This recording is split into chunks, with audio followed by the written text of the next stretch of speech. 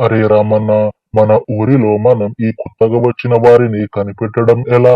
ఏముంది, మనం మన ఊరంతా తిరిగి చూడాలి. అసలు మన ఊరిలో ఎవరన్నా కొత్తగా వచ్చారా లేదా అనేది మనకు తెలుస్తుంది. అంటే నువ్వనేది మన ఊరిలో ఎవరింటికన్నా చుట్టాలు కొత్తగా వస్తారు కదా, వాళ్ళ గురించి ఏమన్నా అంటున్నావా? ఛ! అలాంటి వాళ్ళు కాదు రవన్న. చుట్టాలు అనేవారు చాలా మంది వస్తారు. మనం చుట్టాలని లెక్క పెట్టొద్దు. మరి ఇంకా ఎలాంటి వాళ్ళని లెక్క పెట్టాలి రామన్న, కాస్త వివరంగా చెప్పు. అదే ఇందాక చెప్పిన కదా!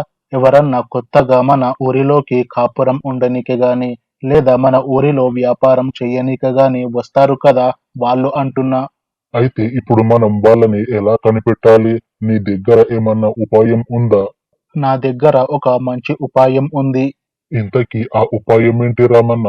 కాస్త మాకు వివరంగా చెప్పు, మాకు అర్థం అయ్యేలా. మనం నలుగురం ఉన్నాం కదా! మనం నలుగురం కలిసి మన ఊరు మొత్తం తిరిగి చూద్దాం. అప్పుడు మనకు ఎవరన్నా ఒకరు కొత్తగా కనబడతారు కదా! రామన్న, నువ్వు అనేది కూడా నిజమే. కానీ మనం నలుగురం కలిసిపోతే మన ఊరి వాళ్ళకి ఏమన్నా అనుమానం వస్తే మనం ఏం చేద్దాం అప్పుడు? అవును. నువ్వనేది కూడా నిజమే. మనం నలుగురం కలిసిపోతే మన ఊరిలో వాళ్ళకి అనుమానం వస్తది. అలానే ఆ దొంగకి కూడా అనుమానం వస్తది. అప్పుడు ఆ దొంగ మనకి దొరకకుండా జాగ్రత్త పడతాడు. మరి ఇప్పుడు ఏం చేద్దాం అంటావు రామన్న? మనం నలుగురం ఉన్నాం కదా! అందరం తలో దిక్కు పోదాం. అప్పుడు ఎవరికీ అనుమానం రాదు. అలానే మన పని కూడా చాలా తొందరగా అయిపోతుంది. సరే రామన్న, నువ్వు చెప్పినట్టు మనం నలుగురం ఒక్కొక్క దిక్కు పోదాం. అప్పుడు ఎవరికి అనుమానం రాదు. సరే, మనమంతా ఇప్పుడు అందరం ఒక్కొక్క దిక్కు పోదాం. మన ఊరిలో అందరినీ జాగ్రత్తగా చూసి ఎవరు కొత్తగా వచ్చారు అనేది మనం కనుక్కొని అందరం మళ్ళీ ఇక్కడే కలుద్దాం. సరేనా? సరే, ఇంకా మనమంతా బయలుదేరుదాం పదండి. మీలో ఎవరికన్నా దొరికారా కొత్త వాళ్ళు మన ఊరిలో? నాకసలు ఎవ్వరు కొత్త వాళ్ళు దొరకలేదు మన ఊరిలో. అందరూ పాత వాళ్ళే ఉన్నారు. నాకు కూడా అందరూ పాత వాళ్ళే కనపడ్డారు. కానీ ఒక్కరు కూడా కొత్త వాళ్ళు కనపడలేదు మన ఊరిలో. నాకైతే మన ఊరిలో ఆ వెంకన్న ఒక్కడు కొత్తగా కనపడ్డాడు. ఏంటి, వెంకన్న నారసాయిగా? అసలు నువ్వు ఏ వెంకన్న గురించి మాట్లాడుతున్నావురా? కాస్త వివరంగా చెప్పు. అదే అన్నా, మొన్న ఈ బుచ్చన్న దావతులో వంటలు చేశాడు చూడు, నేను ఆ వెంకన్న గురించి మాట్లాడుతున్నా.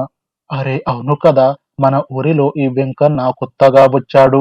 ఈయన మన ఊరిలో ఎవరు దావతు చేసుకున్నా వాళ్ళ ఇంట్లో పోయి వంట చేస్తాడు. అవును రామన్న, నేను ఊరిలో మొత్తం తిరిగి వస్తున్నప్పుడు నాకు ఈ వెంకన్న కనపడ్డాడు. అయితే మనం వెతుకుతున్న దొంగ ఈ వెంకన్న అయి ఉంటాడా? ఏమో రామన్న, నాకైతే ఏం తెలియదు. కానీ మన ఊరిలో ఈ వెంకన్న అయితే కొత్తగా వచ్చాడు అని నాకు తెలుసు. అరే రామన్న, నాకొక సందేహం ఉంది, అడగాల? ఏం సందేహం రవన్న, అడుగు. ఈ బుచ్చన్న ఇంట్లో దావతు అయితే ఈ వెంకన్ననే వంటలు చేశాడు కదా, నాకు తెలిసి ఈయనే దొంగ కావచ్చు. అయితే మనం ఒకసారి ఈ వెంకన్న దగ్గరికి పోయి కనుక్కుందాం. మనకి ఏమన్నా వివరాలు తెలుస్తాయి. అవును రామన్న, నువ్వు చెప్పేది కూడా నిజమే. మనం ఒకసారి ఈ వెంకన్న ఇంటికి పొయ్యి వద్దాం పదండి. అవును, మనం త్వరగా ఆ వెంకన్న ఇంటికి పోదాం పదండి. లేకపోతే మనకు ఉన్న ఒక అవకాశం కూడా పోతుంది.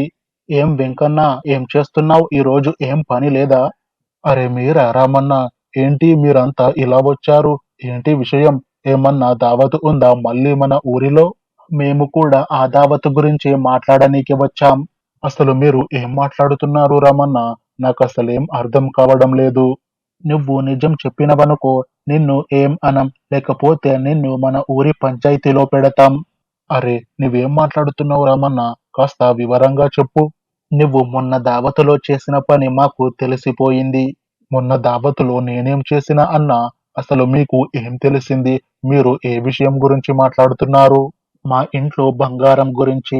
దాని వెనక నువ్వు ఉన్నావని మాకు తెలిసిపోయింది. నువ్వు నిజం చెప్పినవనుకో, మేము నిన్ను ఏం అనం, లేకపోతే నీ పని మన ఊరి వాళ్ళు చూసుకుంటారు. నేను ఈ పని చెయ్య అని చెప్పినా, కానీ మొత్తం ఆ డాక్టరే నాతో చేయించాడు నన్ను బెదిరించి. ఏంటి, ఇదంతా చేయించింది మన ఊరిలో డాక్టరా? అవును రామన్న, ఇదంతా ఆ కొత్తగా వచ్చిన డాక్టరే చేశాడు. తను ఎలా మా ఇంట్లోకి వచ్చి మా ఇంట్లో ఉన్న బంగారం తీసుకొని పోతాడు? అసలు మాకు ఏం అనుమానం రాకుండా? అసలు మీ ఇంట్లో బంగారం ఆ డాక్టర్ వచ్చి తీసుకొని పోలేదు. మరి ఇంకెవరు వచ్చి ఆ బంగారమంతా తీసుకొని పోయి ఆ డాక్టర్‌కి ఇచ్చారు? ఇంకెవరు? మీ భార్యలే మీ ఇంట్లో ఉన్న బంగారమంతా తీసుకొని పొయ్యి ఆ డాక్టర్‌కి ఇచ్చి వచ్చారు వాళ్ళకి తెలియకుండానే. ఏంటి? మా భార్యలు వాళ్ళ బంగారమంతా వాళ్ళే తీసుకొని పొయ్యి ఆ డాక్టర్‌కి ఇచ్చి వచ్చారా? అసలు ఏం మాట్లాడుతున్నావు వెంకన్న? నీకు మతి ఏమన్నా పోయిందా ఏంటి? అరే నిజం రామన్న నేను చెప్పేది. మీ భార్యలు వాళ్ళ బంగారమంతా ఆ డాక్టర్‌కి ఇచ్చారు. అసలు ఇది ఎలా జరిగింది? కాస్త వివరంగా చెప్పు మాకు అర్థం అయ్యేలా. ముందు ఆ డాక్టర్ నా దగ్గరికి వచ్చి నాకు ఒక మందు ఇచ్చాడు. ఆ తర్వాత ఇలా చెప్పాడు.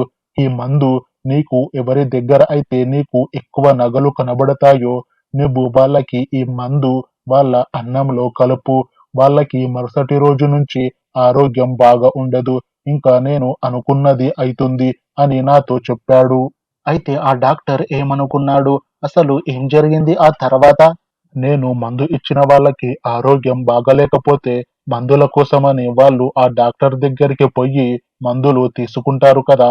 మొత్తం ఆ మందుల వల్లే ఈ దొంగతనాలు జరిగాయి.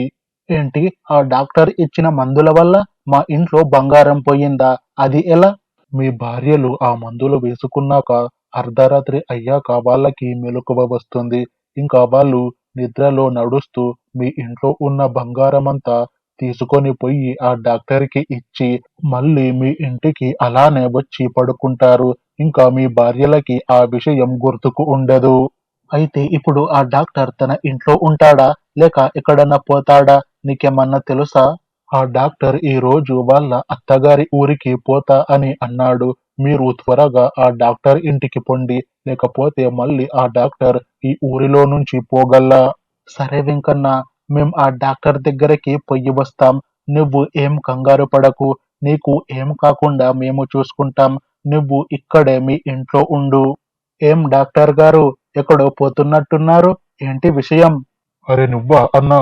ఏంటి ఇలా వచ్చారు? మళ్ళీ మీ భార్యలకి మందులేమన్నా కావాలా? మా భార్యలకి మందులు కాదు డాక్టర్ గారు. మా భార్యల బంగారం కావాలి. ఏంటి? బంగారమా? అసలు ఏం మాట్లాడుతున్నారు మీరు? నాకేం అర్థం కావడం లేదు. జరిగిన విషయం అంతా మాకు ఆ వెంకన్న చెప్పాడు కానీ ఇంక నువ్వు ఎక్కువ కథలు పడకు. లేకపోతే మా ఊరిలో పంచాయతీ పెట్టి నిన్ను మా ఊరి అందరితో కొట్టిస్తాం. ఈ ఒక్కసారికి నన్ను క్షమించండి.